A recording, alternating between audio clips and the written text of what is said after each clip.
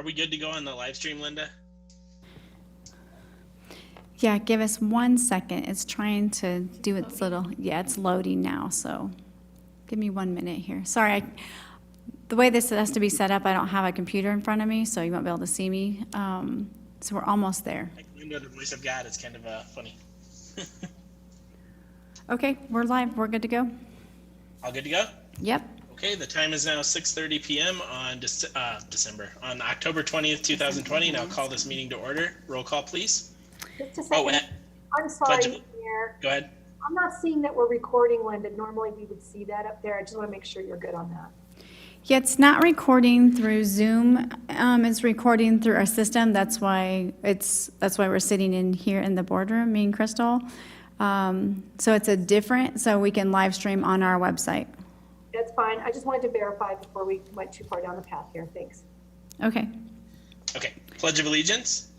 I pledge allegiance to the flag Of the United States of America and to the republic for which it stands, one nation, under God, indivisible, Under God. liberty and justice for all. Liberty and justice. justice for all. Roll call, please. Mayor Lofgren. Here. Mayor Pro Tem Ott. Here. Trustee Kimberly. Here. Trustee Jeffrey. Here. Trustee Morris. Present. Trustee Strock. Present. Trustee Westcott. Here. Thank you. Everyone is present. The next item on the agenda is the approval of the agenda. Do I have a motion? I move to approve the agenda as presented. Second. I have a motion from Trustee Ott and a second from Trustee Jeffrey. Roll call, please. Trustee Kimberly. Yes. Trustee Ott. Yes. Trustee Strock. Yes. Mayor Lofgren. Yes. Trustee Jeffrey. Yes. Trustee Morris. Aye. Trustee Westcott. Yes. Thank you. And the agenda is approved by a vote of 7-0. Next item on the agenda is audience business. Did we have any comments come in via email tonight, Linda? We did not. And it does not appear there are any attendees. So I will move to the next item on the agenda, which is the consent agenda. For the benefit of the audience, the items on tonight's consent agenda are the October 20th, 2020 payment approval report in the amount of $252,611.26 and the October 6th, 2020 minutes. Do I have a motion? I'm going to move to approve the payment approval on the consent agenda. I will have to recuse myself from the October 6th minutes. I have a motion. Do I have a second? Second. I have a motion from Trustee Ott and a second from Trustee Strock. Roll call, please. Trustee Ott. You recuse yourself, sorry. Oh, you just from the minutes. Okay. Trustee Kimberly. You know what? I'm sorry to interrupt again, Mayor, but I think that's kind of an awkward motion, and I'm not sure we're covering the entire consent agenda with that motion. I think Trustee Ott is just going to have to recuse himself from voting in the entirety of the consent agenda unless you want to pull everything individually off the consent agenda for individual vote. So it may be you just need to find. I have no problem with recusing myself from everything. Okay, Yeah. then I think you need to find a different motion.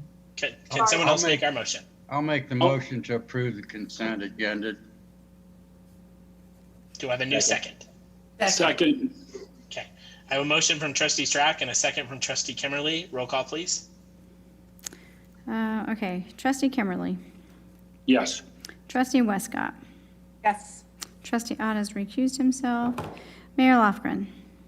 Yes. Trustee Jeffrey. Yes. Trustee Morris. Yep. Trustee Strock. Aye. And sorry, just for clarification, Maureen, can he just abstain and not recuse himself? Yeah, he's abstaining from voting on it because he's recusing himself. So that you can. Okay. I'm just trying to figure out. Okay. Thanks. Thank you.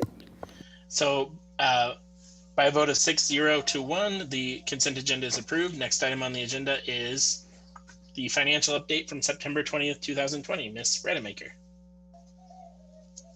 Can y'all hear me? Yes. Okay. Good evening, Mayor and Board of Trustees. Tonight, you will see the September 2020 financials in your board packet. The quarter, I don't have all of the third quarter information in yet, so that is why I didn't do a full-fledged large financial analysis. That in addition to the fact that at the November meeting on the 17th, I will do a complete reforecast of 2020, as well as any updates to the 2021 budget. So that will be a very deep dive and in-depth look at the financials at that point in time. So does anybody have any questions right now? I do have some other topics I'll go over, but if anybody has any questions over the financials right now, I can try to answer those. Okay, I'm checking for virtual hands. Please raise your virtual hand if you have questions on the financials. Trustee Strack. I have two questions. One, I was curious about the aging report. That's one of the things that I will talk about in just a second. Yeah, that's a new Okay. report, and I'll go over that one. Okay, and then my second one was on the combined cash accounts, very first page of our finance thing. Right. Two things. One, I wanted to know, and I know I've asked this question many times before, but what is the Silver Peak supply? The Chase Silver Peak supply. Steve, would you be able to chime in a little bit on that one of what that money is set aside for? So with each building permit we get that uses a Silver Peaks water certificate, we also get a $1,000 payment that goes into this account, and that's used for a future purchase of water resources or doing a water resource type project. All right, thank you. And then my other is somewhat of a suggestion. Denise, if you could take that entire list of combined accounts, some of it's pretty self-evident of what they are for, but it would be nice if maybe the trustees at maybe a next meeting or something had a breakdown of each of those accounts, so that they would understand a little better where that money does go and what it's for. Did I make that clear, or was it confusing? Yeah, I'll work on that one. All right, thank you. Trustee Morris. Yeah, I couldn't see it in there. It's probably in there somewhere, but I wanted to ask about, you remember earlier this year when we partnered with Brighton for several special events, and I think we ponied up, I think, around $5,000. Whatever happened to that? Did we get reimbursed for that? Is that just down the drain? We had paid the city of Brighton, I think it was $700 for the Oasis. I think it was renting out the Oasis swimming for two swim events, and we did get that money back. We did get that money refunded. Okay, and I know it's super small potatoes in the grand scheme of things, but that was on my mind. So thank you. Yeah, the 4,000 you're talking about, Mike, is we did that last year, and we were planning to do it this year, but I think everything got canceled before we ever cut that check. Okay, thanks. Check one more time for any further hands. Okay, you can proceed, Ms. Redemaker. Okay, so a couple of things regarding the 2021 proposed budget. We are having a meeting, staff is having a meeting tomorrow with our insurance agent to go over insurance renewals for the health insurance and the dental and vision, et cetera. We did get the bill in for the health insurance, which, as you all know, is the largest chunk of the insurance amounts, the medical. And it did go up anywhere between 2.6% and 10.8%, depending on the type of plan that you had and the coverage that you had. So staff may be recommending, as far as for the 2021 budget, to increase the $750 per employee to $800, depending on how the other insurance renewals come out. We should know that better tomorrow. So I'll be able to speak to that more so at the November 17th meeting. Another thing I'd like to just mention is that on the 2021 budget, about the only other big change that might occur is if some of the projects don't get completed in 2020 and they get pushed to 2021. Other than that, we haven't had very many changes of any significance to the 2021 proposed budget. The second thing that I'd like to go into now is what Trustee Strock brought up, is the AR aging report, which is a new report that we decided to start including in the board packet on a monthly basis. What this report shows is the amount of money that is outstanding to developers that are doing projects in the town. And it also shows the contracted agreements that we have with the town of Keensburg for law enforcement and with the school district for the SRO. So this report shows what we have out as far as billings. If you see a negative number, so you see a little dash behind that number, that's a negative, and that just simply says that we've collected a deposit from that particular vendor or developer. And so we're working on a deposit, and towards that deposit is how we apply the bills from our consultants for legal and for engineering and for planning and things like that. So as you can see, we have most of our accounts are current, or we have deposits with them. So I think we're in a pretty good place right now with the aging report. We've cleaned it up a lot since I started working at the town. We had a lot of very old, very large outstanding debts, which we've been able to collect. So that's, if anybody has a question on that one, I can answer any questions on that one now. Checking for virtual hands on that. And I'm not seeing any virtual hands. I did just want to say thank you for including that. That's actually really interesting and really helpful information.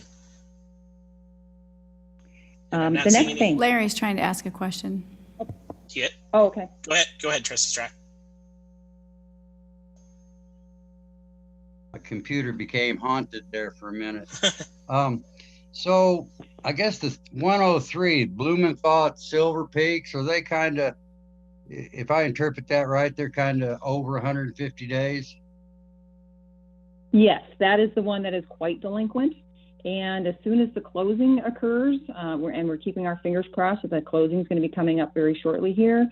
Mr. Blumenthal does know that he needs to bring that account current, and so he's aware of the outstanding balance on that one.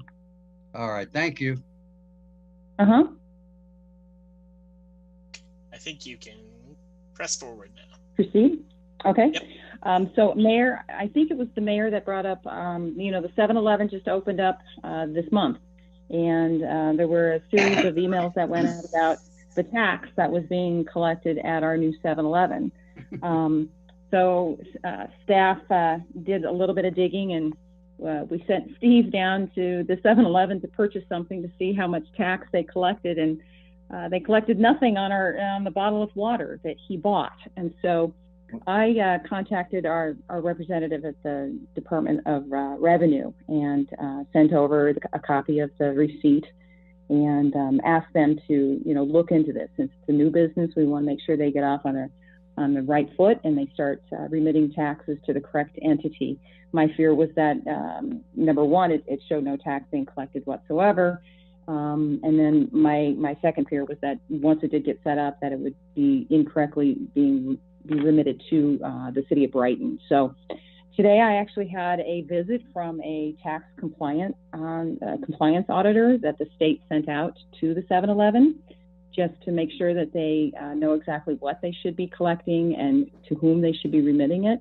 And so he actually did a courtesy call by the town hall today and talked to me about it. And I thought it was a very good customer service on the part of the state to act so quickly on it and to actually, come in person and talk to us about it. So we should be able to get everything set up correctly with the 7-Eleven, and I'll stay on top of it and make sure that their remittances are accurate. So I just wanted to give an update on that one. Any questions on that one? Checking for virtual hands, and before I check on that, I will say thank you for following up on that. That was actually the result of a citizen question and concern that I had received. So I appreciate that you guys followed up on that. And I experienced the same thing. I went and bought a couple things to check on what the taxes were being collected over there look like, and I got zero taxes on the $8 worth of chips and crap that I bought. So, Trustee Jeffrey. I guess my question is, will they have to go back and correct what was incorrect from the time they opened to now? Or will there be a fine because they had it wrong? Like, I'm just curious how that all works. Do you know, Denise? What I've done, yeah, in the past, what I've done is that there's a process that towns and cities can do, and you can request an audit of any business in your municipality. All you have to do is fill out a report, send it to the state, and they will send out an auditor to do a full-fledged audit of the business. And that's usually a good idea to do whenever you have a new business. It's not picking on that new business. You just want to make sure that they're doing everything correctly from the get-go. And so I probably will do a request for an audit with the 7-Eleven after six months or so, just to make sure that everything is being done correctly and get them off to a good start. So. Thank you. And I'm not seeing any further hands. Did you have anything else, Denise? I do. I have two more things, so I'll go quickly. Go ahead. The CR, I wanted to do a little brief update on the Coronavirus Relief Fund. We did send postcards out to all the residents in Lochbuie, explaining to them that we have the money available for some relief, some financial aid. To date, we have received 33 applications. I've started a spreadsheet, collecting all of them and putting them into a spreadsheet so that we can keep track of them and make sure that all the applications are complete. We sent the check, so that's the residential side. On the business side of it, we sent a check to Upstate Colorado for $25,000 also, for them to handle the business side of the program. Well, the process changed, and so Upstate returned that check. They voided it and returned it to us. And how the process is going to work now is that we have to let the county know that we are going to be giving, $25,000 at this point towards the Business Relief Fund. And then they will notify DOLA, and DOLA will reduce the amount that we have in our grants portal by that amount. So it's just a little change in the methodology. Upstate will still be handling the grant program, and staff actually this week, we reached out to all of the businesses that we were able to identify in Lochbuie, and there were 35 to 40 businesses that Veronica, she either called them directly, or if she had an email, she emailed them information regarding the Weld County Recovery Program. Or she spoke to them, or she sent a letter to them with more information and directing them to the Weld County Recovery site. So we've reached out to all the businesses that we were aware of, and so we hope that we have some good response there. So that's where we're at with that one. And we have done 2 reimbursements so far. So we have collected from the $151,000, which was our first half. We did 2 reimbursement requests, and we've gotten $120,037. So we've had 2 successful reimbursement requests. And on Thursday, DOLA is hosting a COVID-19 local government peer exchange, highlighting successful CVRF reimbursement requests. And I've been asked to actually speak at that virtual event. Approximately 30 to 80 local government attendees attend the event, and I'll be speaking on how to make a successful reimbursement request, because evidently less than 50% of local governments right now have gotten any kind of requests and money successfully completed through the DOLA portal. So they've asked me, so I was kind of happy to do that. So I'll be doing that on Thursday. And then my last point is that we've been doing a cleanup on a bunch of stale checks that we had outstanding, some of them as old as 2013. I'm to the point of being able to get rid of about $18,000 worth of stale checks that were sitting on the books that were either duplicate checks or they were voided, but they weren't voided in the system. So we're getting that all cleaned up, and I'm also working with the attorneys on getting the code updated for the disposition of unclaimed properties. So that's it. Sorry, I went on for so long, but that's the financial update in a nutshell. So if you have any other questions, I'm free to answer those. Okay, checking for virtual hands. I had a couple of quick things. First, I just want to say I continue to be impressed by the great work that you're doing for us in terms of getting all of our books cleaned up, and it's cool to see that DOLA is recognizing some of the good work you're doing by asking you to present. So congrats on that. And then I had a quick question about the CR2 widening roundabout update. That $413,000 figure, is that the amount that's left after we paid everything off for that project? Yes, that is what is remaining right now. I know we still have some outstanding. I actually just have a pay request number 8 from Duran for the roundabout. So there are still some outstanding invoices, but right now, based on the September financials, that's the amount that's remaining. Okay. And then we haven't yet received the additional, I think it's 150 from the developer of the, I don't know what you call it, Lockwood Station. That's correct. We haven't received it. Okay. So when we have that, we'll have roughly $500,000 for finishing the sidewalk and for traffic lights. Correct. Okay. Okay. And then I saw a couple of virtual hands. Trustee Morris. Yeah, Denise, thank you, as always. Great work. What's the deadline for the residential portion of the Corona Relief Fund? Right now, the postcards that went out to the program is going to be open from October the 1st through the 31st. So it's open until the end of the month. And we only had 33 applications brought back in. Can we advertise again on maybe on the town's social media site, or put the word out there for anyone else to claim that? Linda, do you want to chime in? I think if you go to the Loch Louis website, it is the first and foremost thing on the website is a picture of the postcard that was sent out. I think Linda has or could do another Facebook post and do some more social media blasts. I could. I can work with her. Okay.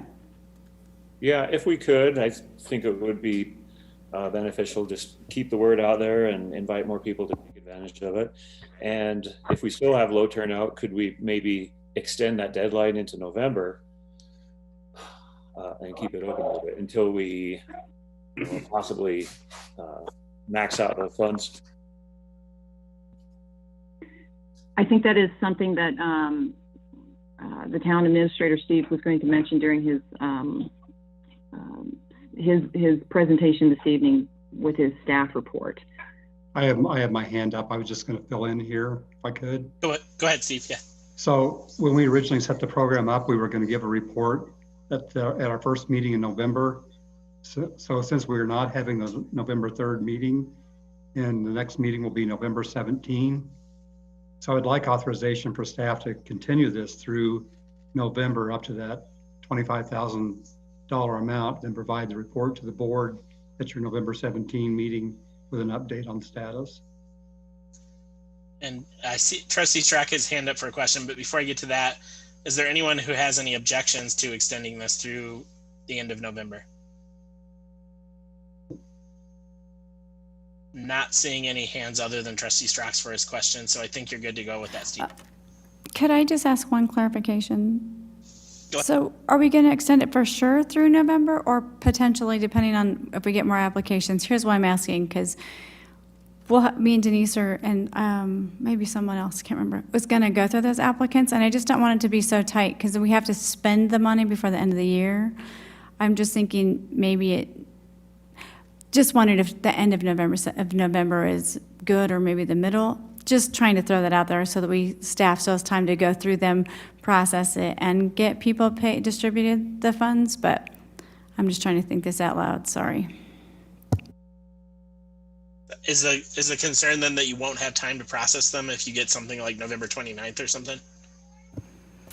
Yeah, I mean, because, the holidays are coming, so we have some days off, we're closed on Fridays. I mean, we're coming we were planning on coming in on November 1st which is a Sunday, to go through those and start looking through them. I guess we could start monitoring or going through them as they come, but so I can talk to Denise about this offline. I'm sorry, I didn't mean to throw this off track. I just don't want to get too late in the year and not get everything processed. Right. What if we do it this way?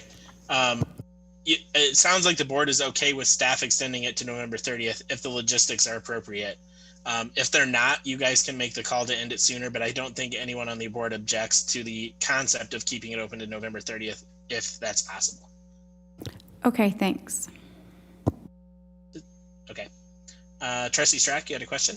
Well, I guess I have two of them now. So if we had 33 applicants, we only have 17 more grants available. Is that correct?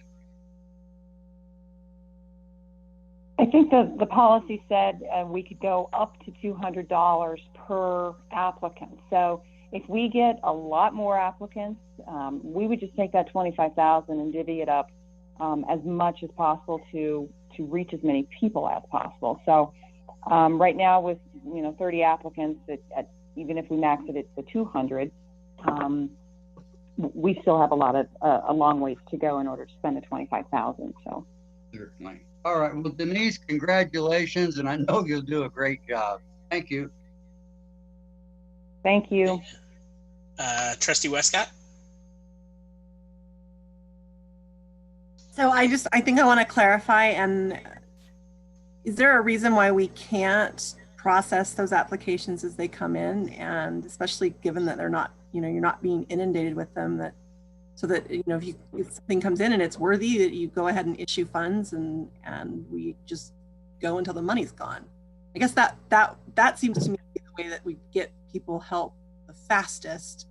But I don't know. So I have been reviewing each and every application as they come in, and I have an Excel spreadsheet where I have every address listed of the applicant. I've checked that they've all been residents. I've got notes on every one of them that, they signed it, they did everything. They're one application. So I have an entire spreadsheet already created of all of the applications that have come in. Of the ones that have come in, I think I have questions about whether they are valid COVID-related type issues. And those are the ones that, maybe Steve can weigh in on, or we will, in first round, we will deny it, and then they can come back and do an appeal, and that's when it would go to Steve. So I definitely have already started the process. Every single one has been reviewed at this point and is in a spreadsheet. So I think that the thought was to wait and see how many we get until, at the end of October, and then that way we could divvy up that $25,000 and give either everybody $200 or give everybody that applied $100, or however it works out in order to get the most money to the most people. So I think that was a part of the reason of why we would wait until the end of the granting period and then award the grants. But once that happens, like I said, I will have everything, and I already do have everything current and up to date as of today. So it should be pretty quick once the end of the month comes, and we should be able to make some pretty quick decisions and review them quite rapidly. Great. Did that answer your question, Trustee Westcott? I think then I want to just ask a second question, which is that, so could we then, rather than waiting until November to distribute monies, could we make I don't want to wait. I just want to get the money into people's hands. So if we have October 31st is the original deadline, can we distribute some funds then and then extend it and for a second distribution in November? I just don't want to wait. Yeah, that was my thought too. Yeah, that would be my suggestion, is that I could be cutting the checks. You all will still get a check run on November 3rd, or on or thereabout November 3rd. Even though we're not having a meeting, I will have checks available and a bill list out there for you all to approve. And if I can get all these checks on that bills list, I will. Great. Any other questions from anyone? Seeing none, thank you very much for your thorough update tonight. Thank you. Next item on the agenda is action item 8A, the application for the exclusion from the 5.5% limit. Is this Mr. Stamey or Mr. An? So this is a combination of Denise and me. So under, we had a new oil and gas facility come on board in terms of operation and its property valuation added to the town's property assessed value. That was a pretty big chunk, is about 25% of the town's valuation. So there's a provision under the state process where you can request an exemption from the 5.5% limit to new growth, and specifically for oil and gas. So Denise prepared the form for the board that must be signed by all members of the board. So assuming you approve this, which helps us capture more property tax from oil and gas, each trustee will need to come into the town hall and sign our application. So we're gonna need to physically come in and sign. But this allows us to collect about an additional $19,800 in property tax this year from oil and gas. So we do need to get this form by November 1st. So we'd like people to come in this week, sign, so we can get it sent off to the state. Okay. Any questions from anyone for Steve? Checking for virtual hands. Trustee Strack? So it says in this application, the town will collect approximately, let's say, $54,000 in additional revenues for the purposes stated. So I guess my one question that I had, is it possible in the application number 1, it says the oil and gas production facility will require additional road maintenance and repair by Public Works. And then it goes on to say more and more about that. So I'm wondering, is there a possibility that it could cost us more than that $54,000? I don't think I can answer that question. I mean, this is what we're allowed to collect.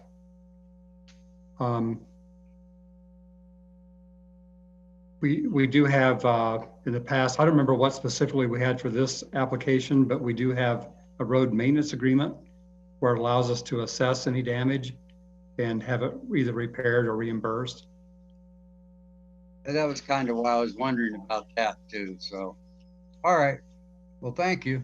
And Trustee Strzok, I don't think that you have to tie expenses to this request, because this request just allows you to collect property tax from these oil and gas developments that otherwise would maybe, decrease your ability to collect tax because of that overall 5.5 limit that we've discussed before, that we've been dinged on, frankly, for the past few years. So it would be to our discretion on how we spent those revenues. Right. All right. Thank you. Okay. Any other questions from anyone? I am seeing no further virtual hands, so I will entertain a motion. I move to approve the application for exclusion from the 5.5% limit of assessed valuation attributable to new primary oil or gas production budget year 2021. I have a motion. Do I have a second? I have a motion from Trustee Ott and a second from Trustee Strzok. Roll call, please. Trustee Westcott. Yes. Trustee Kimberly. Yes. Trustee Morris. Yep. Trustee Strzok. Aye. Mayor Lofgren. Yes. Trustee Ott. Yes. Trustee Jeffrey. Yes. Thank you.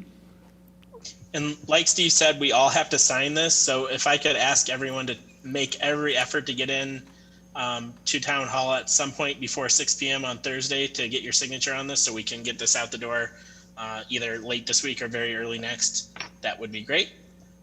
Next item on the agenda is action item 8B, the social media policy. Mrs. Clerk Blackson.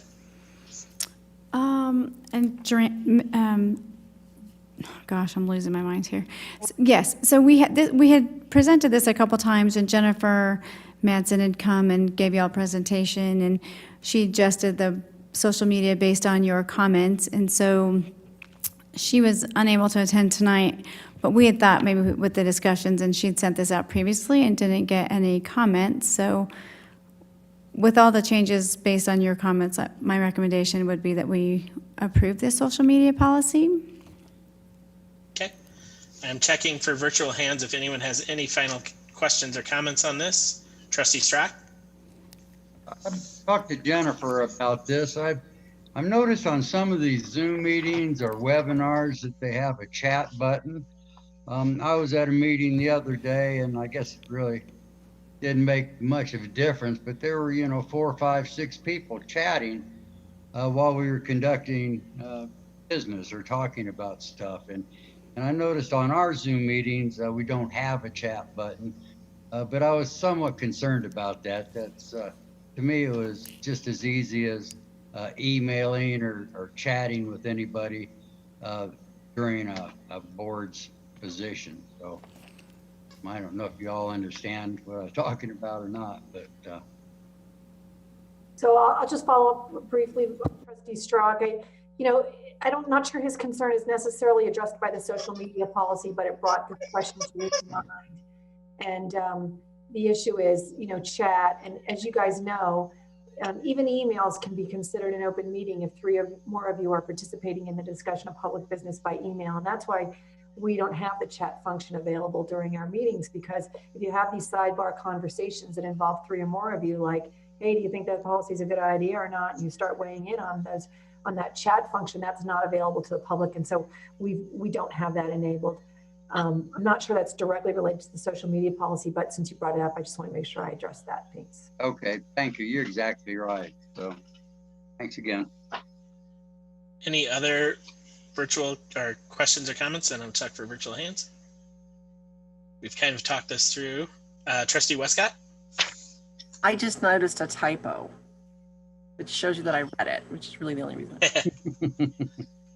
In 3.2, it says the town clerk may also the social media administrator. I think it's missing the word "be" in that sentence. Can you point that out to me? Sure. It's so under section 3, statement of policy, A2. The paragraph begins, the town clerk is responsible for implementing this policy. Yeah. The 3rd sentence says the town clerk may also, and it's missing a verb there. Thank you. Yep. Nice catch. Thank you, though. This is awesome. I appreciate the policy. Good. Okay. Anyone else? I'm seeing no further virtual hands. I just wanted to say thank you to Maureen, everyone at your firm, you and Jennifer for your work on this. I did want to thank the board for keeping an open mind and going ahead and with the idea of allowing for official social media accounts of board members in the future. I hope some of you consider that and do that in the future. I think is a great way to communicate with the people in town. I found social media to be a very effective tool during my term as mayor, and I really hope some board members continue to do that in the future.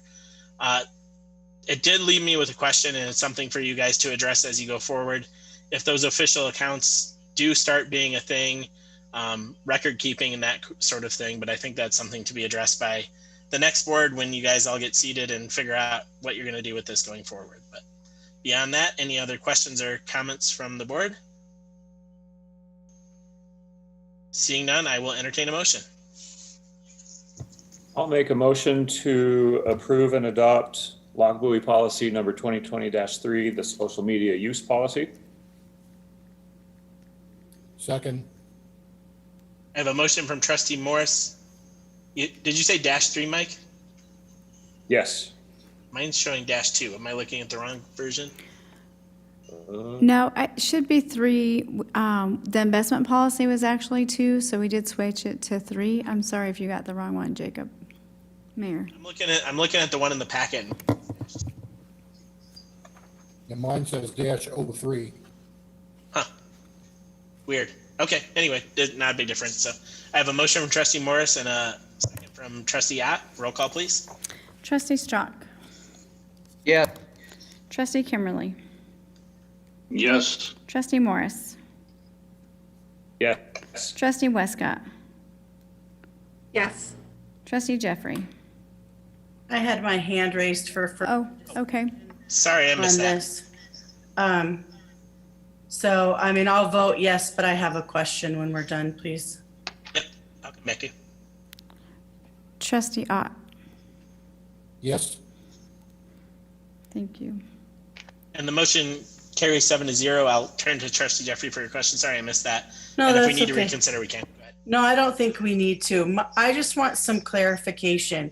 Like similar to how you did on Nextdoor, you know, I followed up with a lot of questions I had seen about water and encouraged them to reach out to the town officials to check on their water bills if there were concerns. And I did use a disclaimer, you know, that it was my personal opinion, whatever. The part E number 4 is what I have a question about. That says town officials must not use a town email account or password in conjunction with a personal social networking site. My question is this, and it's probably for you, Maureen.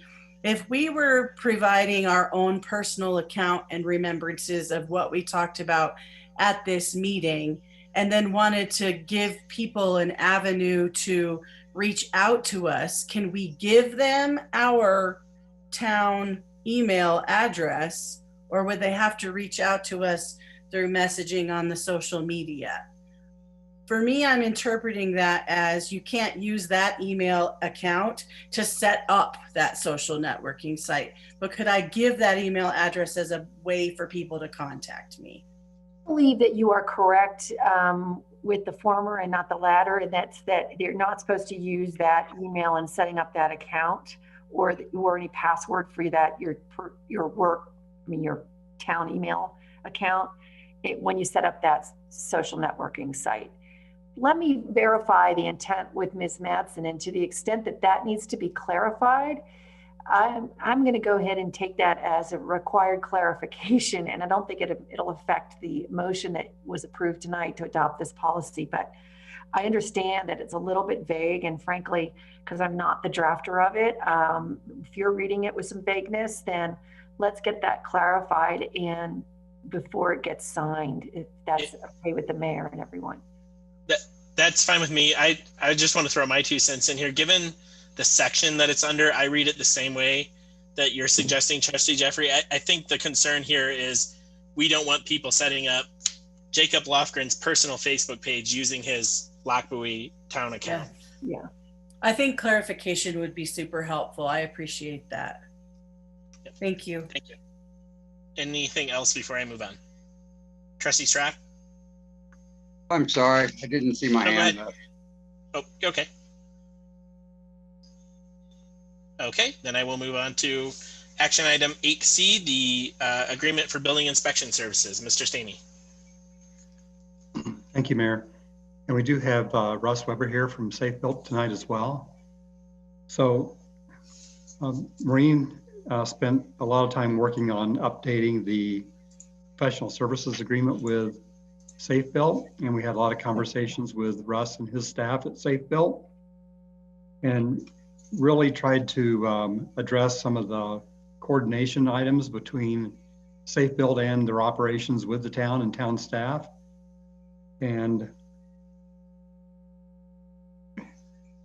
I think it's a pretty workable agreement for us, and I think it will. I mean, it's a lot to go through. I don't know if I want to go through 30 some pages of their agreement or not, but Yeah. Russ, do you want to make any comments, Russ, on your work and scope? You need to, yeah, there you go. Well, good evening, Mr. Mayor, trustees, and town staff. I appreciate the time tonight. Yeah, I'm Russ Weber. I'm account manager for Safe Built. I've been with them for 24 years. And I was very disappointed, obviously, with our being let go earlier this year, our disconnect. I did meet with Steve, and I believe, town trustee Strzok was in that meeting, but we had a postmortem meeting about what we did wrong and how we can improve, and we took heed to that. And communication was number one. Steve and I have been working closely for the last 3 or 4 months on how we can better that communication. I think that right now we've got it set up, if this contract does go through, that we're going to report to Steve weekly on building department activities. And I really think it's important that we report to the town's, the town board once a month to let you know what's going on in the building world. We value your guys' input. I think communication was where we struggled, and I've made huge improvements on that with our staff. And that's really where we're at today. Steve can confirm our contract's going to include, weekly updates, communication with you guys, with the town board and the mayor.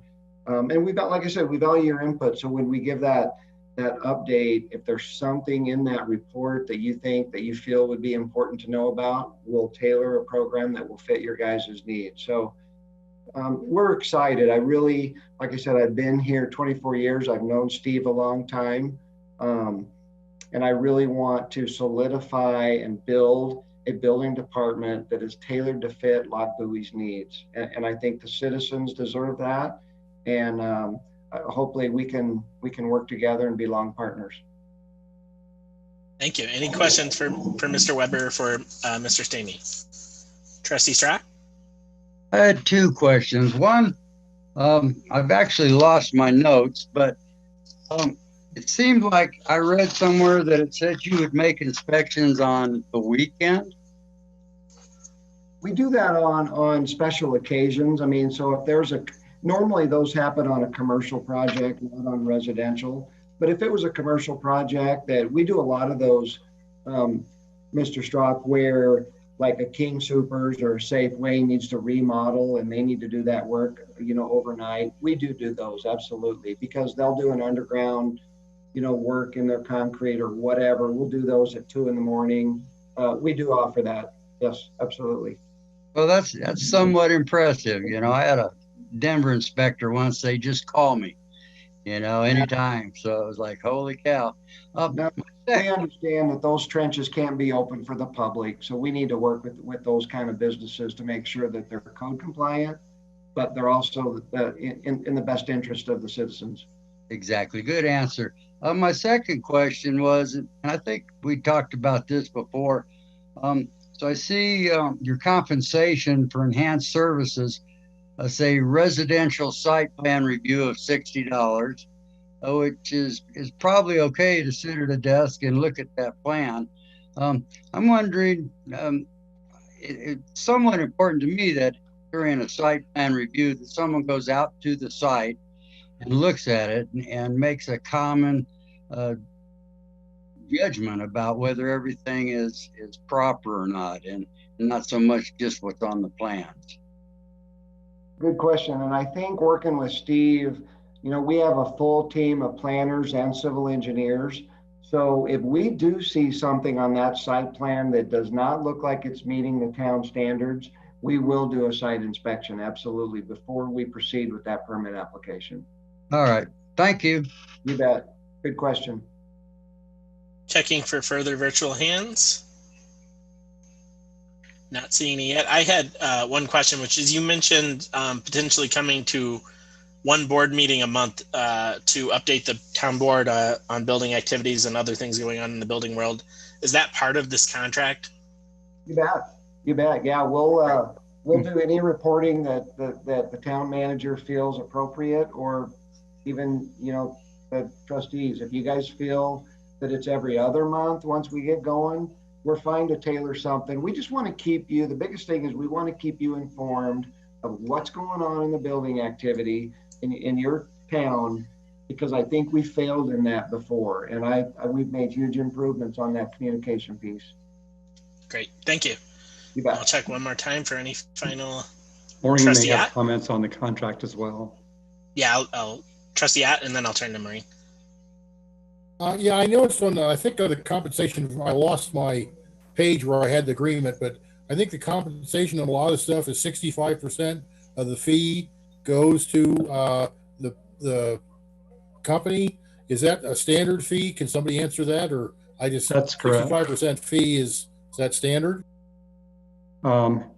So previously, I think in our old contract, we were at 80%. So they've worked with us to reduce that to 65%. All right, thank you. Okay. And then Maureen, did you have anything to add? No, I was just looking to answer your question, Mayor, about the reporting, and it is in there on page 830 that they will provide reports as requested by the town. So Perfect. if the town administrator requests a monthly report, that's where we'll land. So. Great. Yep. Now I'm seeing that. Thank you. Okay. Anyone else? And I am seeing no further hands, so I will entertain a motion. I'll make a motion to approve agreement with Building Inspection Services, Safe Build. Second. I have a motion from trustee Strack and a second from trustee At. Roll call, please. Trustee Westcott. Yes. Trustee Ott. Aye. Trustee Strock. Aye. Sorry, Trustee Kimberly. Yes. Mayor Lofgren. Yes. Trustee Morris. Yes. Trustee Jeffrey. Yes. Thank you. And the motion carries 7-0. Sorry for the shaky cam there for a minute, everyone. I had to plug my phone in. Next item on the agenda is action item 8D, the rebuild of the influence screen. Mr. Rainey. Thank you, Mayor, and the board. So we had a on September 12th, excuse me, our Influent Raptor screen broke down. The lower unit seized up, which stops any kind of screening that goes on in a treatment plant, which makes all the downstream processes work that much harder. When we do annual inspections of the unit, we do recommended preventative maintenance every year. Most of it is above water. Usually the below grade or below water level, since it's all sealed up, usually only occurs every other year. When we were doing it in 2019, we did show some wear on the rake and the basket, but not as much as that we've seen in the last year.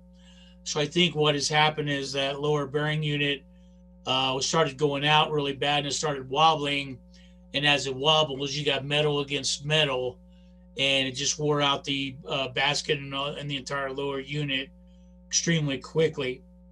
We went in, we pulled it up, we took everything apart that we could take apart, looked at it, and the whole lower unit just needs to be rebuilt. So the proposal is to, replace the entire lower unit, fine screen, rake assembly, seals, bearing, screen basket, comb assembly. I know that all sounds like Greek to most everybody, but it's all the stuff that's below water that does the majority of the work. We would be about 4 weeks out to get parts upon approval, and will take us about, we'll put 3 guys on it, and this will take us about 3 days to get it repaired. Right now we got it working, but as we see that it runs, it's wobbling more and more every day, which could actually end up being a catastrophic failure. The guys pull it up every day, and which is a feat in itself, to get all the debris out, get everything out, clean it up, put it back down before they go home every night. We don't want to bypass the screen, to be honest with you, just because if we do, those openings that are in the screen that's in the water are only 1/4 inch. When we would go to the bypass, those are 1 inch apart, and so you can see a lot of debris will get in there. We'll start wearing out the pumps. It'll do a lot of other damage. So the proposal is just get us to get in there and get it fixed as soon as possible. And then I had a quick question on that. So this was an unanticipated expense, but we think we can fit it into the budget. Am I reading that right in here? Yes, that's correct. We've Great. saved enough on chemicals this year that we'd be able to afford that as the overall budget. We wouldn't exceed the budget. Okay. Trustee Strack? I'm kind of confused a little bit. Is this at the end of that worm gear at the very beginning? Yes, at the very beginning, down at the very bottom, you know how it angles down at a 45-degree angle. Exactly. And there's like this big steel basket down in the bottom. That's replacing that basket and everything that goes with it. I could imagine it'd be a mess if that failed. Oh, yes. Oh, yeah. And so I guess my second question was pretty much the same as the mayor's. So we'll go to that $46,000, and if it costs more than that, we'll just pick it up as we go. Yeah, but I'm pretty confident. You know, I mean, when you look at, we've got $4,200 in labor. I think we can do that better. I think we'll be able to get that underneath that number. So our parts are pretty dead on. I mean, we called the factory. You can't buy these parts from anybody but Lakeside. So it's not like you can get a competitive bid on those kind of parts. So that's not going to go up. Kind of is what it is. Yes, sir, it is. So, thank you very much. You're welcome. Okay. Any other questions or comments? I am seeing no further virtual hands, so I will entertain a motion. I move to approve the Raptor effluent screen rebuild between the town of Lochbuie and Ramey Environmental in an amount not to exceed $45,670. Second. I have a motion from Trustee Ott and a second from Trustee Strack. Roll call, please. Trustee Westcott, Yes. Mayor Lofgren, Yes. Trustee Kimmerly, Yes. Trustee Jeffrey, Yes. Trustee Ott, Yes. Trustee Morris, Yes. Trustee Strack. Aye. Thanks. And the motion carries 7-0. Next item on the agenda is action item 8E, setting a time for our November 17th meeting. So I've been talking with Clerk Blackston about this. Our November 17th meeting, as you guys are all aware, occurs after the election, but before the new board is seated. We anticipate that results of the election won't be certified until after that date. So the current board will serve at that meeting. Our plan is to handle a handful of very non-controversial things like the bill pay report and whatever other small matters come up.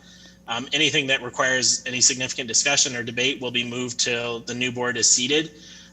But we do need to set a time for that meeting. And in discussions with Clerk Blackston, our thought was we would call a special meeting at 6 p.m. that night. After we end that special meeting, which will probably be about a half hour long, we'll have a budget work session to address any remaining budget issues that there might be, probably starting at 6:30 and running to 7:30-ish. Is there anyone who has any objection to that? And if not, I will entertain a motion to that effect. So I'll check for hands first. I'm seeing no hands, so I will entertain. Mayor, could I Go ahead, just one Steve. comment? Yep. So this Go would ahead. just be a motion to set the time of the regular meeting at 6 o'clock. Okay, wait. Okay. I'm just verifying because I've heard two different things now then. So is that work for you, Linda? Yes, and I'm sorry if you didn't get my email today. Our code says that we could just reschedule in a public meeting, and basically we're just rescheduling the time, so it doesn't have to be a special meeting. It can be regular, and since it's our regular day for a meeting, just refixing the time should work. Great. Okay. So then I will entertain a motion to that effect. I move that we change the time for our regularly scheduled board meeting on Tuesday, November 17th, 2020 to 6 p.m. Second. I have a motion from Trustee Jeffrey and a second from Trustee Ott. All in favor say aye. Aye. Aye. All opposed say nay. Okay, our next meeting will be set for November 17th at 6 p.m. You can anticipate that meeting will last about a half hour and be followed by a budget work session.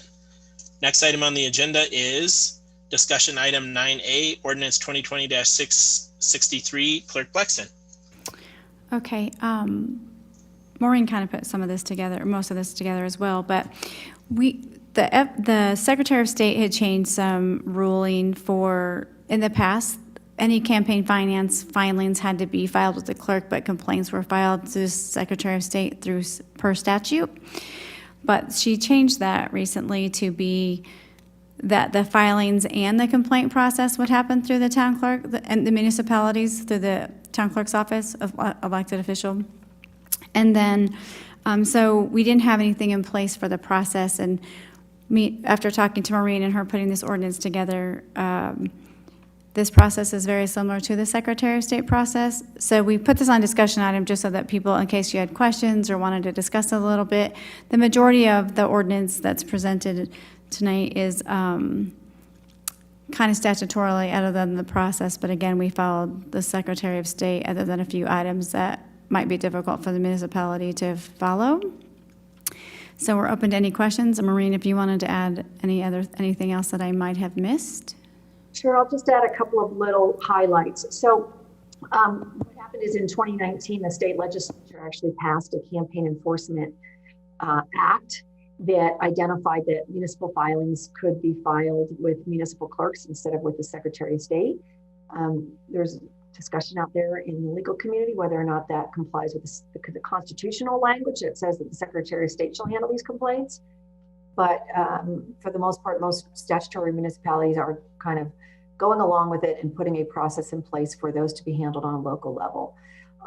Fair Campaign Practices Act violations can often be used as weapons in political campaigning. And so what's critical in this ordinance is that there are opportunities when a complaint is filed for the clerk working with the town's attorney to review the complaint to make sure that there's actually a legitimate basis for the complaint, that it actually alleges a violation of the Fair Campaign Practices Act, that it alleges with enough particularity facts to support that accusation, and basically an initial review. And that's done as a result of a court case where a woman sued a jurisdiction because she was forced to expend all kinds of money defending herself against a Fair Campaign Practices Act violation that was really brought sort of vexatiously, frankly. So we've got all those safeguards in there and a process in place. It may be more theoretical, thank goodness, than realistic and or practical in Lochbuie. We've never been made aware of, since I've been working with the town in the past 15 years, of any filing to the Secretary of State's office alleging that anybody made a fair campaign, accusing anybody of a Fair Campaign Practices Act violation. But nonetheless, Murphy's Law, we need to get a process in place because, you know, if we don't have a process in place, we'll be dealing with it.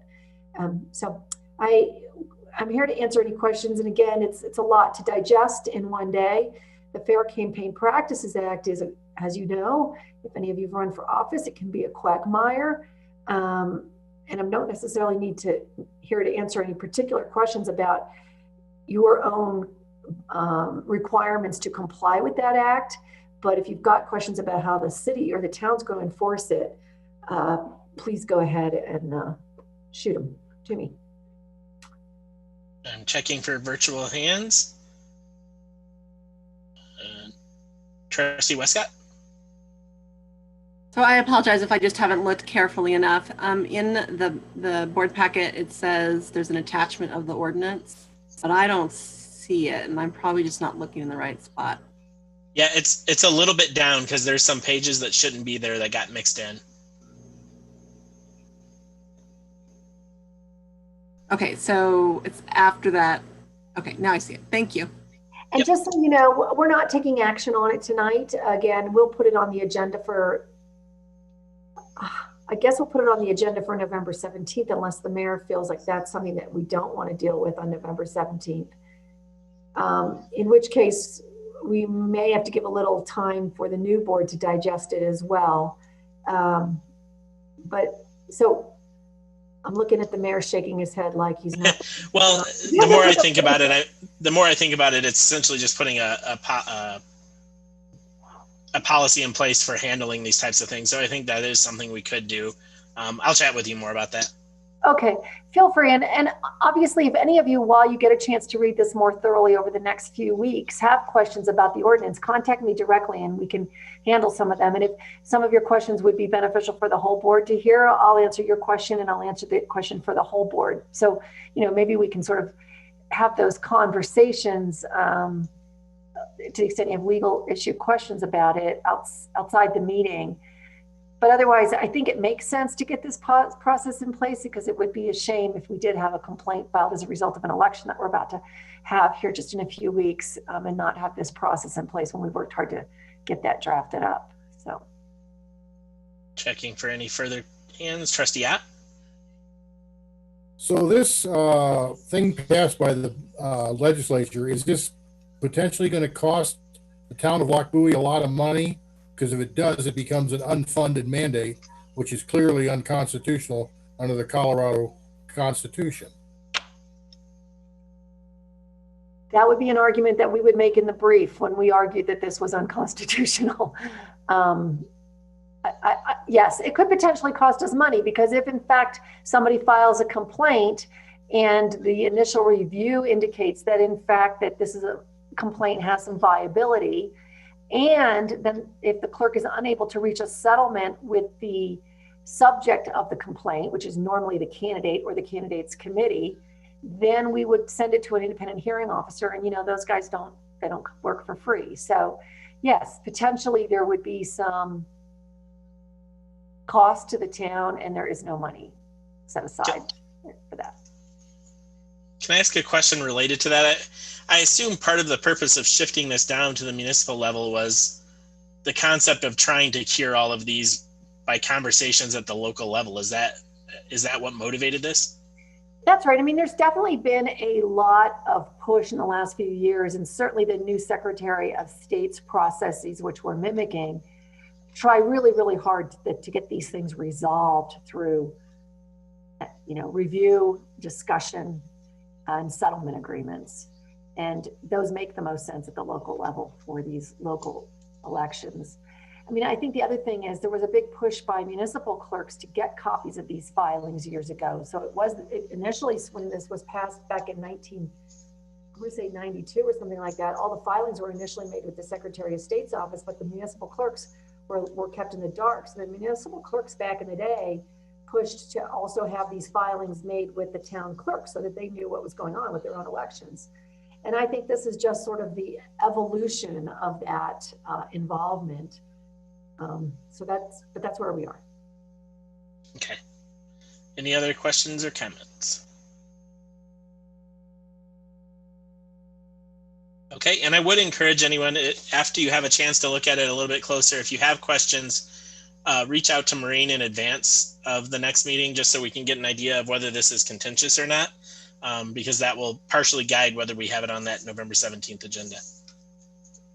With that, I will check one more time before I move on. Trustee Westcott? So I guess I'm just wondering if this leaves kind of a hole. So if we don't have this in place before the election on November 3rd, does that create a problem if there's a problem between now and November 17th when we would supposedly...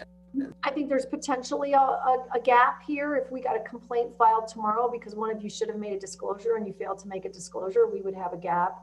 But frankly, we would handle that under the existing rules that the Secretary of State has in place, and then we'd figure out a way for you to ratify that process.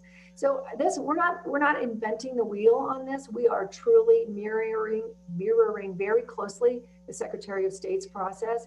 And so we're going to handle a complaint that would come in between now and the effective date of this ordinance under that same process, regardless of whether you've taken action or not. And then we're going to come back to you and ask you to ratify what we did. So. Okay. One last check. Seeing no further questions or comments, I will move on to staff reports. Is Chief McCoy on? I am. Can you hear me okay? Yep, go ahead. Good evening, everybody. Not too much to report tonight, or it's pretty simple here. You guys might have noticed some of the speed signs that we have out on County Road 2. We're moving those around. One of those, the one that's pole mounted, actually collects data. We'll be getting some reports ready for you for the next board meeting that gives speeds, volumes, a lot of different data that we can collect from that. One of them currently looks like it's off. The one that's on the pole looks like it's off. It's not. It's collecting data without having people slowing down when they see the speed that they're going. So that's intentional. It's intentional to do it that way. We will be turning on the display again shortly, probably in the next few days, so that we can try to use it more as a traffic calming device. We've actually purchased 2 more digital speed traffic signs that also collect data. We're working with Public Works to mount those on trailers so that we can move them around town easily and place them in areas where we may be having high complaints of speeders.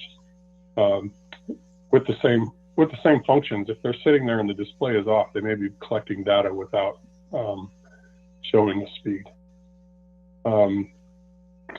I don't think other than that, you guys got my report, you read that. I'm not sure that I really have anything else to really verbalize unless you have any questions for me. I had a quick question. Recognizing that we as a board took no position pro or con to trick-or-treating this year, I just was wondering what the police presence is likely to be that night. Will you have more people out cruising, especially since it's a Saturday night? Yeah, it is a Saturday night, and that does generally usually could make for a wild weekend when Halloween falls on that night, for parties and that kind of thing. I don't know that we've got any extra scheduled. We're heavier on Friday and Saturday nights anyway, the way our schedule works. We have a few extra people out there. Yeah, and I certainly have.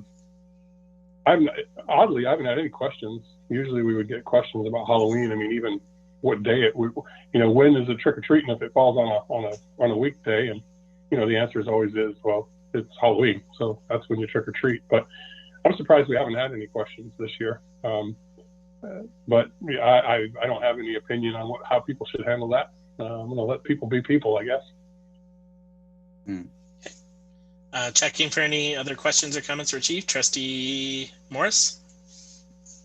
Yeah, hey Chief. A couple weeks ago, your officers were involved in a pursuit through the town, and it ended up on, I think, the Frico Canal. Sounded like at the time somebody got away from it. Or do you recall that, and are you able to comment on that? Well, I know that we had a situation like that. I think that one of the 2 parties was arrested, if that's what you're asking. There was 2 parties in the car, and I think one of them was arrested. I'm not sure if the other person was found or not, but we know who it was. Oh, good. Thanks. Okay. Trustee Westcott? Chief, thank you for your report. You mentioned that you're collecting the data. What's the process for what you do with that following that? So you collect it and it's telling you an average speed, or what kind of data are we getting, and what are we going to do with it once we have it? Well, it's data for you guys, actually. So, I mean, I know that questions about traffic and speed has been questions. So this will give us real answers, not just what we believe we're seeing. It'll give us real answers, and I'll report this data to you guys and to the traffic engineer to review and see what they think they can do for, if it's needed, what they can do for traffic calming in those areas. It's a tool to help make decisions.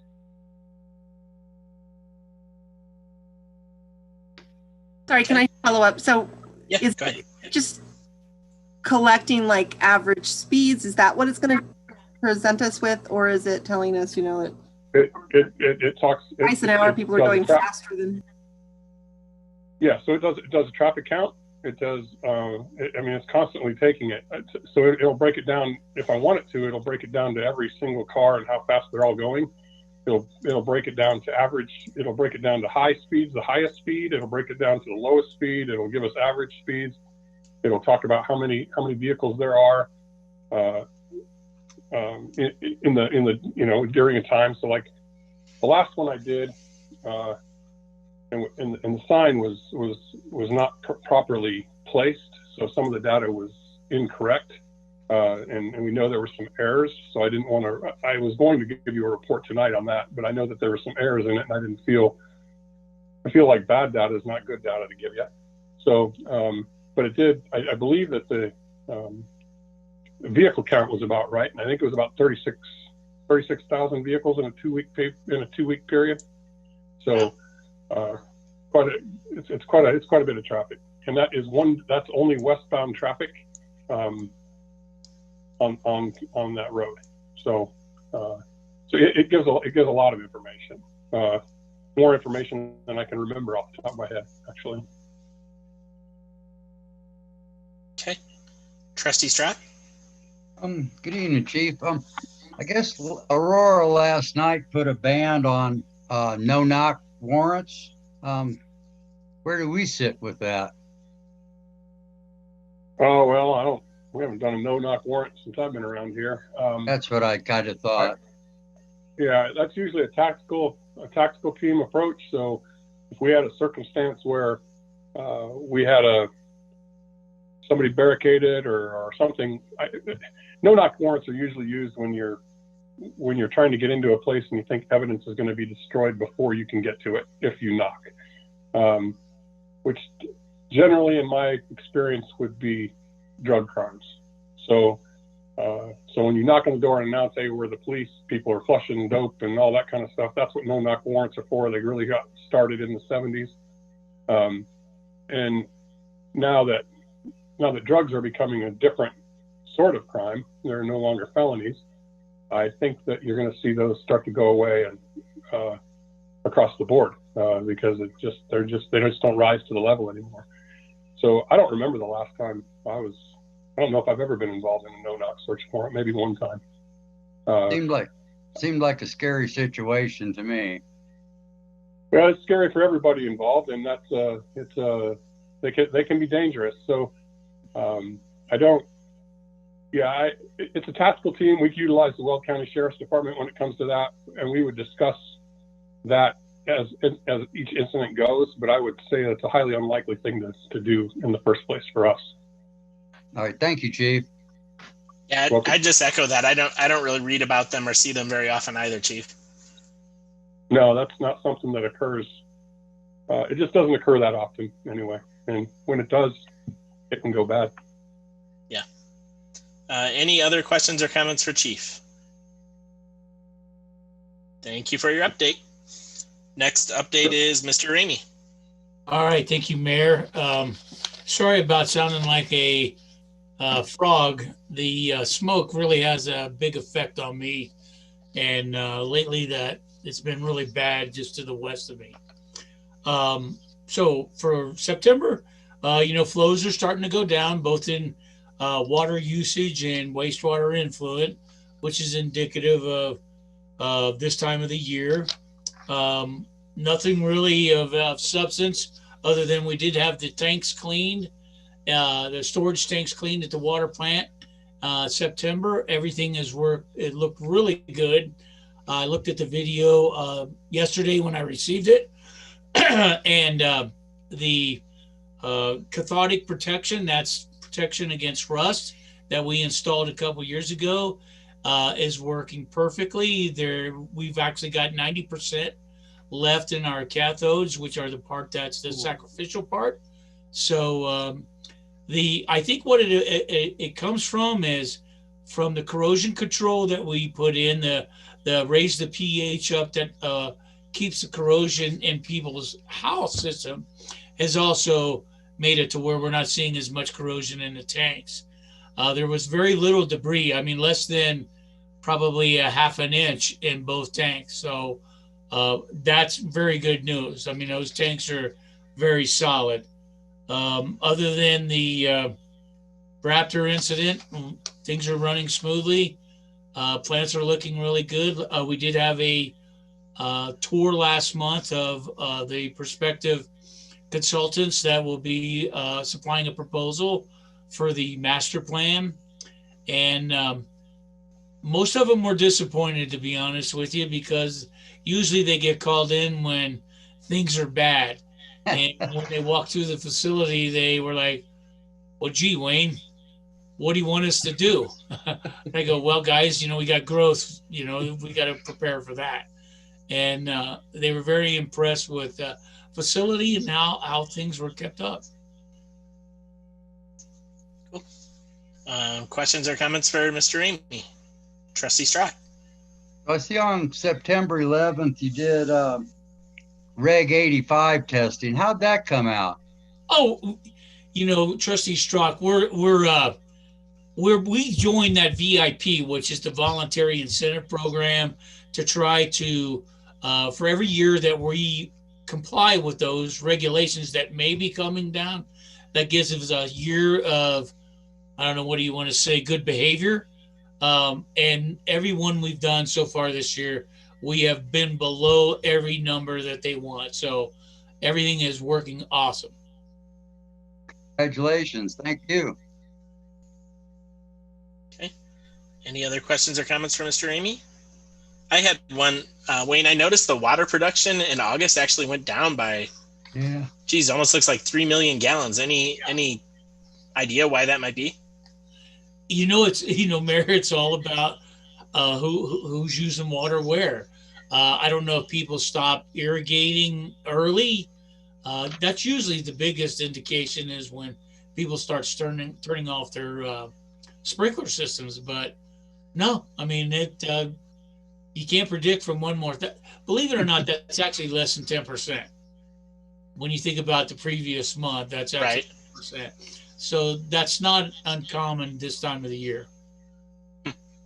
Yeah, I was just surprised to see it, given that we've had such a dry summer. I'm surprised if people turned off their irrigation that early, but maybe they got tired of paying for water this year. I think that's the biggest thing. Yeah. Okay. Anyone else? I will check one more time. Thank you for your update. Thank you. Next update is Public Works, Mr. Johns. Good evening, everyone. In front of you, I have my report. I normally just try to lay everything out for everyone to read through, and really what I want to do is just be here to answer questions from anything in the report or anything else that I may have missed. Okay, I will check for hands for question. Trustee Strzok? Two things. That water line on Lone Wolf Circle looks to be leaking again, and I'm not providing any water to it. The second thing that I've noticed is that as I drive to the roundabout, there's a sign that says roundabout 35 miles an hour, and that's just completely wrong to me. Okay. I will continue to look at Lone Wolf.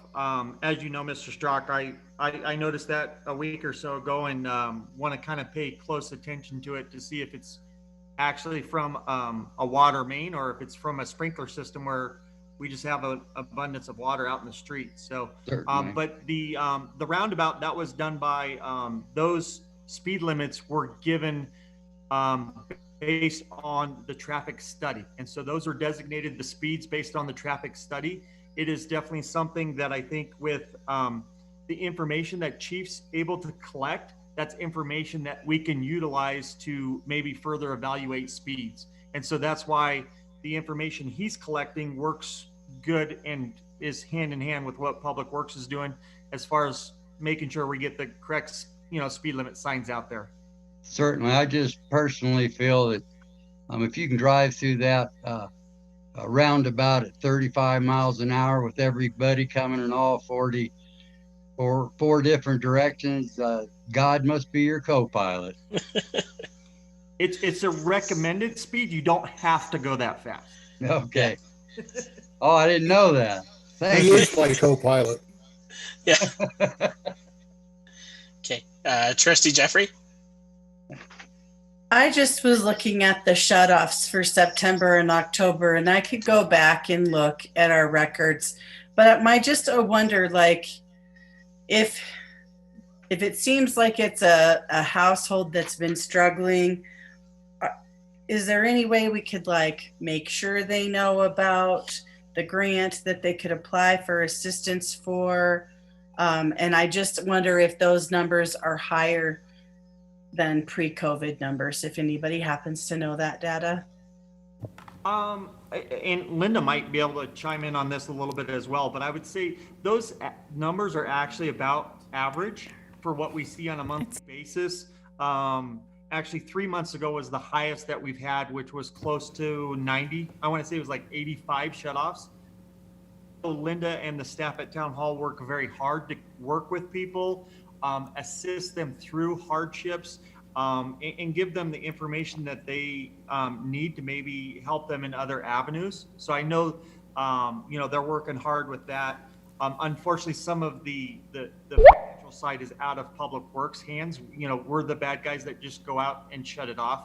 But Linda and I and the staff from Public Works and Town Hall are still meeting on a periodic basis to see what we could do better and maybe what we can do to help our residents to make this process as easy on them as possible.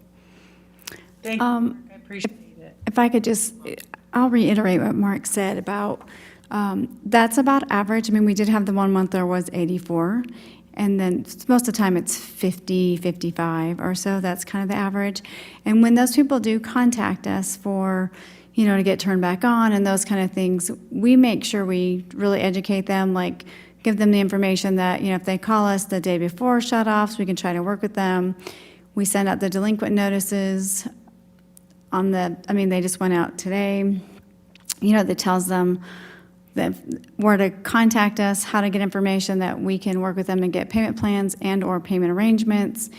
Anytime someone calls in requesting, help with their bill, we certainly try to educate them on what the opportunities and what resources we do have to help them.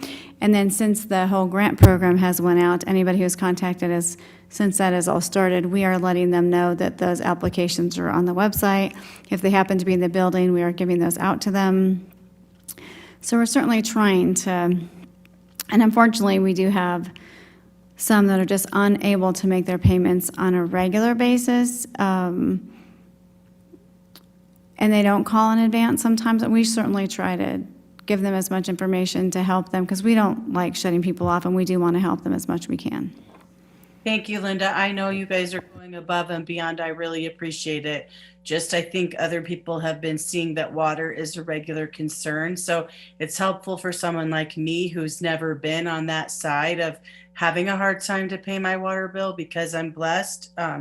To know what those processes could be so that if I hear from a neighbor that's struggling, I can give those suggestions and encouragement as well. Thank you so much. Thanks, Jamie. We appreciate that. And anytime you do get calls from your constituents or emails or whatever, please make sure, yes, definitely encourage them to call us because we do want to help them. We want to help our constituents as best we can as well. So thanks. Trustee Westcott? Hey, Mark, can you give me a little bit of clarification? I noticed on your report that under Silver Peaks, Blue Lakes, and Berkshire that you have this note about working with HOA on maintenance agreements. Can you tell me what that's about? So I'm working with the different HOAs to get a maintenance agreement for, I guess it would be town-owned common space. I'm in the process of finishing up in Berkshire. So I guess you would say the green space that's on Wagon Trail and Homestead, that's actually town property, but the HOA maintains it. So what I have been working on is getting an updated maintenance agreement with the different HOAs. We don't currently have one with Blue Lakes, Bella Vista, and what we have with Silver Peaks is not really formally in place. So I'm just trying to get things in place so that we have an agreement on who's going to maintain that town property and how that process is going to work. So there's no gray area. It's beneficial so that if a resident comes to me or goes to the HOA, we have clearly defined answers, and it's not, well, hey, the town, or that's not me going, well, you need to talk to the HOA. It normally doesn't benefit either side to pass someone off.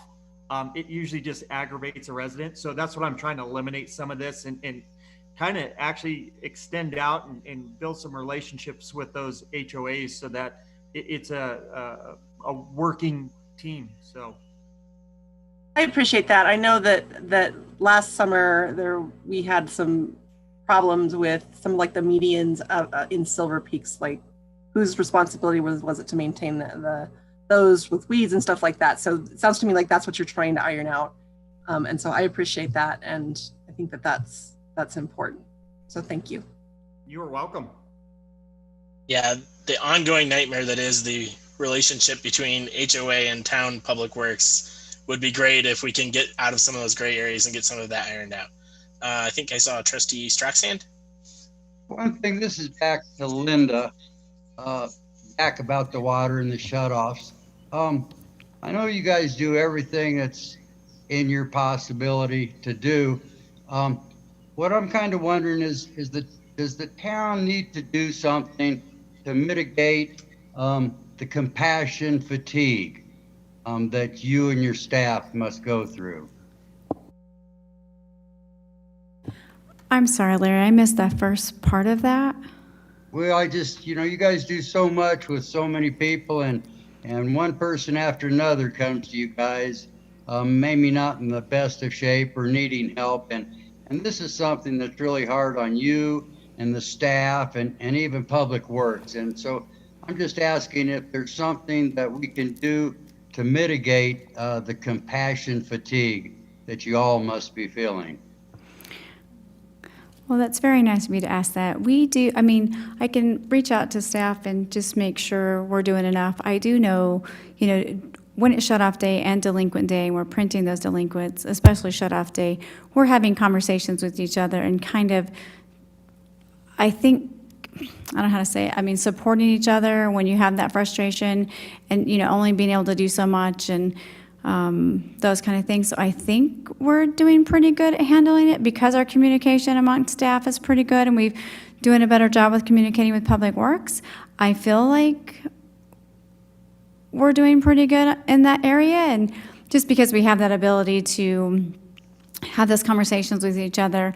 And it is nice. I mean, we do want to help people. It's great when, as we've said before, that, it's a bad day for people when they get their water shut off. But if they're calling and if there's some way that by the time they've either left the building and or hung up the phone, that they're saying thank you and they're no longer frustrated, that in itself kind of gives you a little bit of boost. So, but again, thanks for asking that question. And I'll just confirm again with staff that we're doing enough. Keep helping each other. Thank you. And I would like to reiterate kind of what Linda said. I think the committed communications with Town Hall and Public Works has improved to better communication with our residents. And we're trying to kind of teach and train the residents what we're trying to do and show them that we're trying to work with them. And I noticed in my time here that it seems like residents are more understanding that we're not out there trying to be the bad guys. We are trying to work with them. And so I think the fatigue has gone down because we're not being beaten up so badly. When those situations come up, people are understanding. People, hey, I know I'm in a bad situation. I appreciate you working with me, instead of just beating us up. So I think, just all around the team effort has really kind of, I guess, grown out into our residents. And I think everyone's starting to work much better together. Thank you. Okay. And checking for any further hands. I just had one quick question. I noticed on your report you had an update on the Spear Canal and the new culvert crossing, which they're starting to plan for. Hooray. You noted there's going to be a sidewalk on the north side. Is there going to be one on the south side as well? Do you know?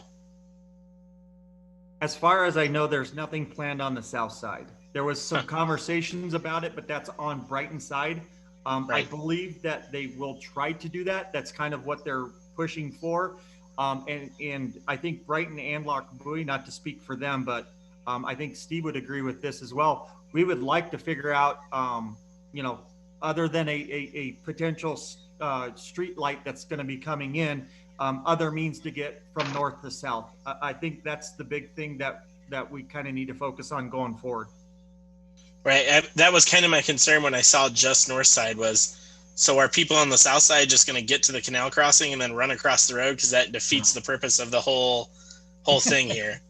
Yes. So Brighton does have a walk on the south side. Okay, great. Cool. And I'll check one more time for any further questions or comments for Mark. Seeing none, thank you very much for your update. And Mr. Stamey. Thank you, Mayor. So just a little bit of follow-up on the culvert crossing. So on the north side, the Lock Buoy side, we're looking at an at-grade sidewalk that will be essentially kind of like it'll be a separated sidewalk, but essentially the deck of the bridge, deck of the culvert. Brighton is having a detached walk, which with their grade works easier for them to do that on that side. So to back up a little bit, and this will be coming to the board, we are working with City of Brighton staff on IGA for County Road 2. That includes things like ongoing maintenance, snow plowing, who does what in the medians out there as those are built. And one of the key parts of that IGA right now is that Brighton will accept the kind of responsibility for the culvert in terms of the structure itself and the surface of the culvert. We need that agency to agree to that so FRICO can proceed with their agreement to permit the culvert crossing to be constructed. So that's in the process right now. And the culvert plans have been submitted to FRICO for their review. And with the current plan set are the Walton engineer, who's Inertia, and Brighton's developers engineers will be including those culvert crossings in their street design plans for their sections of County Road 2. So that's moving forward right now. And everybody, from what I know, is interested in trying to get that built this construction season as related to FRICO's window to build between November and March. So hopefully we'll see some activity on that this year and into next year. That'll be a really key to getting that done for Silver Peaks to finish their north half of County Road 2. So that IGA will be coming to the board for your review and approval. We're also looking at updating the IGA we have with Brighton for their fleet maintenance services, which we've been using that service for probably about 6 or 7 years now. So we'll be bringing an update to that agreement as well. We did interview 2 firms for the wastewater master plan. So we'll be bringing that recommendation to the board in one of your upcoming meetings. We did have a pre-app meeting, staff and our development team with Quick Trip for a potential convenience store on the Antonov property that will be reviewed in accordance with the 2 new regulations the board has adopted regarding oil and gas services and convenience stores. So that was there's nothing since the pre-app meeting.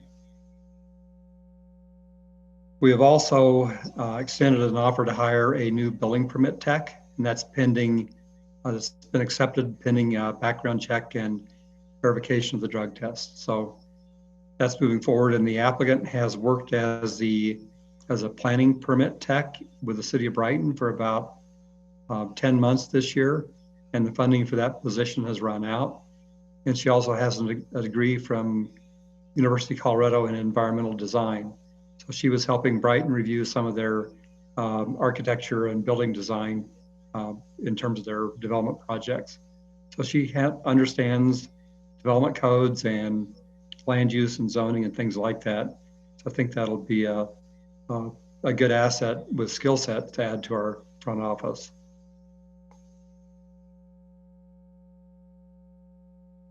Just one item of note, I've had a couple of phone conversations and in-office meeting with Burlington Northern representatives and touch base on their project and what they're doing. They have, I think, just about completed acquisition of land that's in their potential development area. We have an upcoming phone conversation with a number of participants from CDOT and Weld County and Hudson, Lock Buoy, Burlington Northern, to talk about a potential interchange at County Road 8 and I-76. So I'll report to the board what's going on with that after that conversation.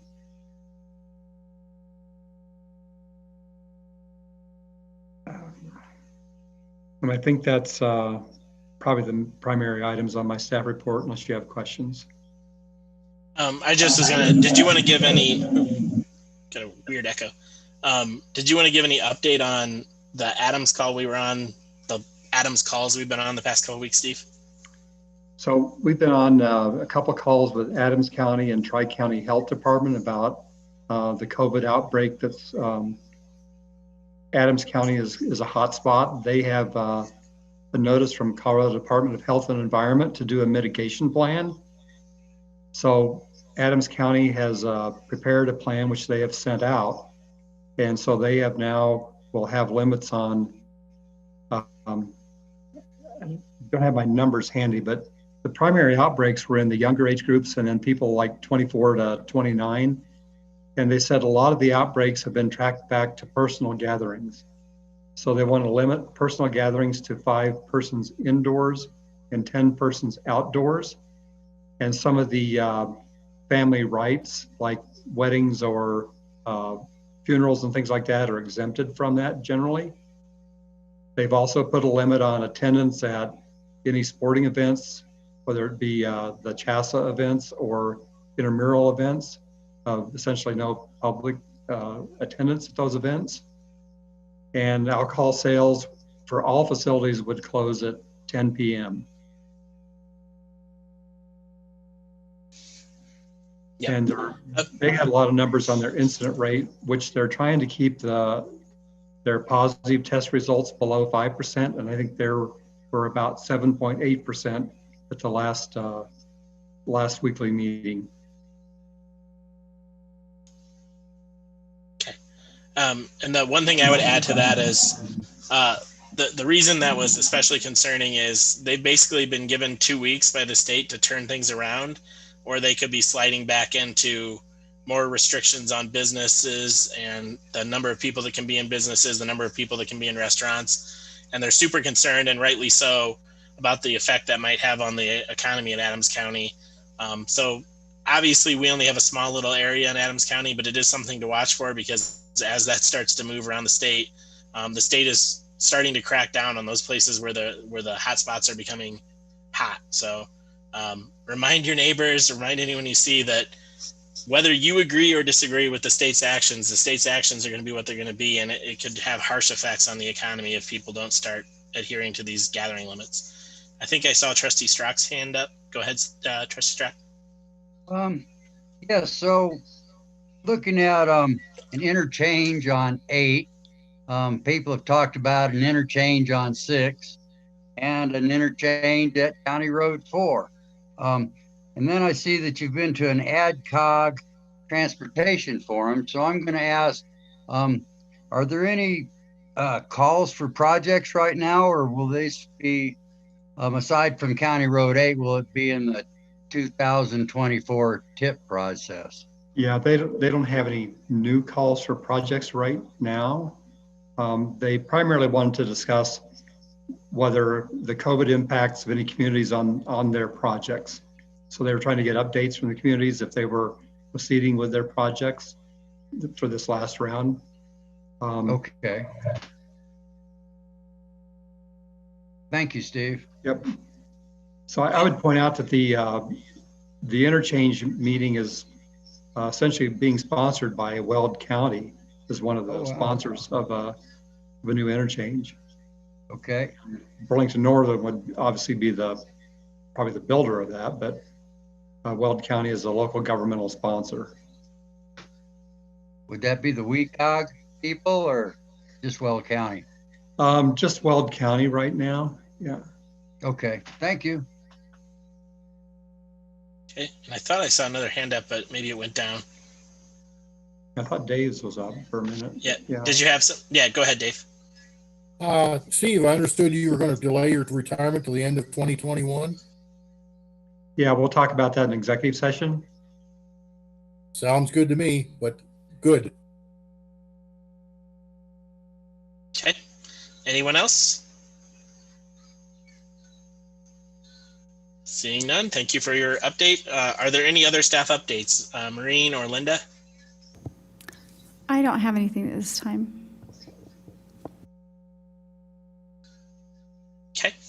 Hearing none, I will go to Mayor Trustee comments, and I'll start on my far. I'll start far right this time, which would be, gee, who would that be now? Trustee Westcott. I actually think Trustee Kimberly is to my right, but that's okay. I will go first. The one time I've been at or two times, I can't remember. Doesn't matter. I had a resident reach out to me and asking about, and I don't know if I directed her back to the town clerk, but she was asking about getting a warning sign. She has an autistic son, and she was wondering about getting a warning sign for her neighborhood. And I just thought I'd follow up and ask, what's the process for that? Is there a process for that so that I can know for the future?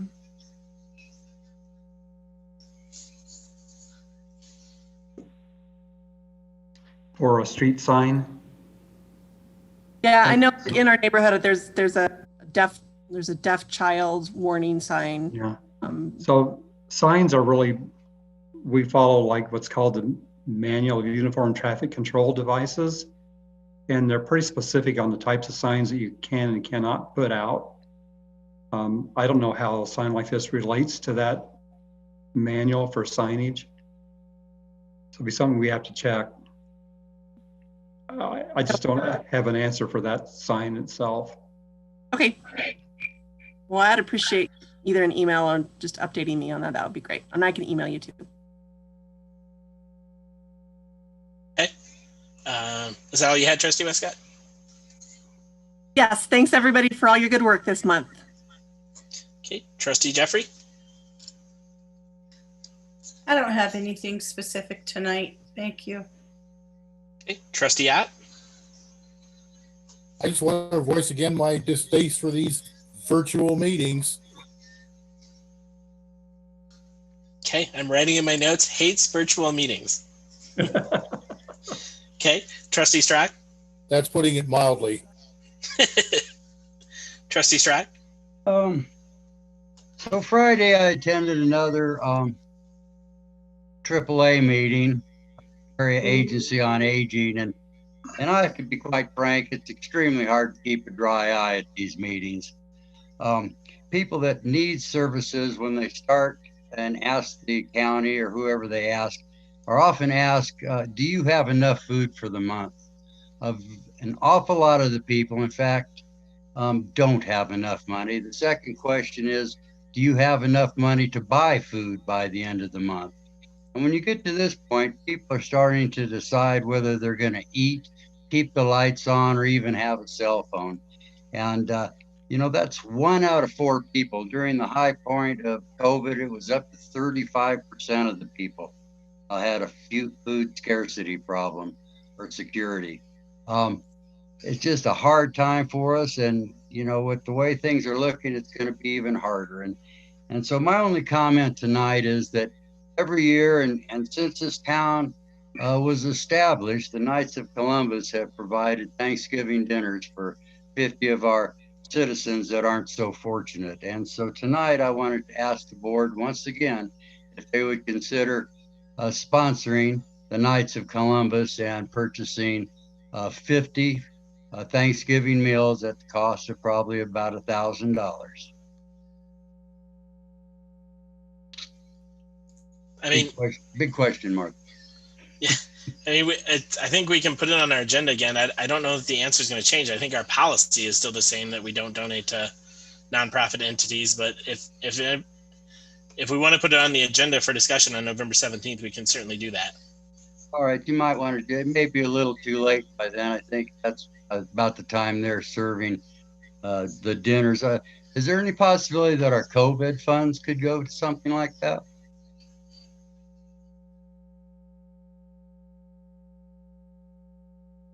Anyone from staff? Denise or Steve? I think we would have to look at the Q&A list from the, you can go to, so we have a site we can go and to look at specific uses. If there's been a Q&A kind of thing, and I'll give you a response to things like that. We can look at that and just see if it might give us an answer. All right. Thank you for listening to me again. Yeah, and I'd be curious to know the answer to that too, Steve. But just a quick note on that, Larry. In addition to our policy, I think there would be some concern if the only nonprofit we were giving to were the Knights of Columbus, because it is a heavily religious organization. So I think if we were going to consider doing that, which it's a very noble cause, I think we would have to take a much closer look at our policy in general and probably revamp the whole thing, because I don't think there's any way we could slip into just giving $1,000 to a religious organization and still not giving to any others. I have some serious concerns about that. Yeah, I understand. Thank you. I think last year there were some contractors working in town or consultants that were doing work that contributed to KFC. They did. And hopefully they'll do that again this year. And then I guess I would urge every trustee to maybe get a hold of Frank Hernandez and donate to him. Thank you. Well, Trustee Strock, do you have an amount per meal? Is there a dollar amount? It's about $20 a meal. They get a turkey, they get a box full of some canned goods and just stuff to make themselves a meal. So at $20 a meal, they usually give out 50, which ends up being about $1,000. So I'm sure they'll be doing it again. And any of the contractors that want to donate, God bless them. So thank you. Trustee Strock, have Mr. Hernandez come by the office. All right, I'll get in touch with him. Okay. Trustee Morris? The only thing really that I have is that with the expiration of my term, the board will need to appoint a new representative to the CML's policy committee. So put that on somebody's list of things to do moving forward. Other than that, just another chance to express my appreciation and gratitude and respect for all of the fine members of town staff. You guys are really dedicated and committed to the town and especially to the people that live here. I admire you for that, and I commend you guys to everyone in town for your hard work. Thanks also to everyone on the board. Mr. Mayor, to you for your leadership the last 2 years. You've done a heck of a job. I know your term ends at the same time as mine, but thank you for your leadership and management of things. This past year presented some unique challenges with COVID and budgetary issues. Between you and Steve and staff, we have made it through this year a lot better off and in a better financial position than a lot of our neighboring municipalities. So again, kudos to staff for that. And good luck to Trustee Jeffrey and Trustee Strock in the mayor's election coming up, and everyone else that is committed and dedicated to serving the town. You guys are awesome, and I admire and respect every one of us for your commitment. So thanks, and we'll see you in executive session. Yeah, it's a very non-climactic sign off there. And Trustee Kimberly? Just a couple of things. I want to thank Trustee Strock for thinking about those around the holidays. Certainly being a member of the Knights of Columbus, we've been impacted like everybody else, from not being able to do hall rentals to being very effectively run bingos. So, our ability to donate and do what we have been able to do in past years is definitely going to be impacted, but still going to be able to do as much as we can to help the community. But I wanted to thank him for his kind thoughts and always thinking of the community. The other thought I wanted to share, and I apologize because this probably goes back 2 meetings now, that Trustee Strock mentioned about the conditions of the fire hydrants in town, and I wanted to confirm before I went on record and was wrong, but I was right, because I remembered several years ago my son was henpecking around town to do an Eagle Scout project, and that was one of the things he was kicking around was painting those. But I have confirmed with the Fire Protection District is those little bad boys are our responsibility to maintain, not only to paint but also to test whether they work or not. So I just wanted to follow up and close that loop, because being a retired firefighter, it just bounces around my cranium.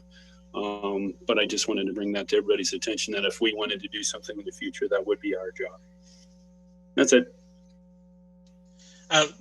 Jim, since you are in the KFC, if we get donations to you, can you get them to Mr. Hernandez?